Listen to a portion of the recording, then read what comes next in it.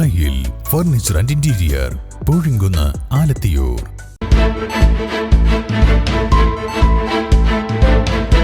നമസ്കാരം, വെട്ട ന്യൂസ് ക്യാപ്സൂളിലേക്ക് സ്വാഗതം. പവൻ ഗോൾഡ് തിരൂർ. നിറമരുന്നൂർ മങ്ങാട് താമസ സ്ഥലത്ത് യുവാവിനെ ദുരൂഹ സാഹചര്യത്തിൽ മരിച്ച നിലയിൽ കണ്ടെത്തി. മങ്ങാട് സലഫി പള്ളിക്ക് സമീപമുള്ള കെട്ടിടത്തിലാണ് യുവാവിനെ മരിച്ച നിലയിൽ കണ്ടെത്തിയത്. തിരൂർ നടുവിലങ്ങാടി സ്വദേശി കുണ്ടിലകത്ത് കരീമാണ് മരിച്ചത്. ഉന്നത പോലീസ് ഉദ്യോഗസ്ഥരും ഫോറൻസിക് വിഭാഗവും സ്ഥലത്തെത്തി.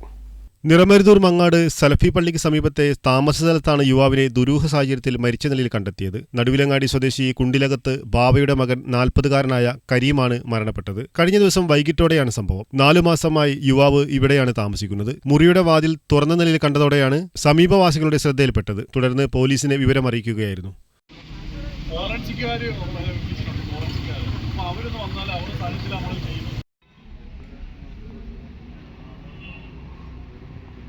Tanur DYSP Pius, CI Tony എന്നിവർ സ്ഥലത്തെത്തി. ബുധനാഴ്ച രാവിലെയോടെ ഫോറൻസിക് വിഭാഗവും സ്ഥലത്തെത്തി പരിശോധന നടത്തി. വെട്ട ന്യൂസ്, നിറമരുന്നൂർ.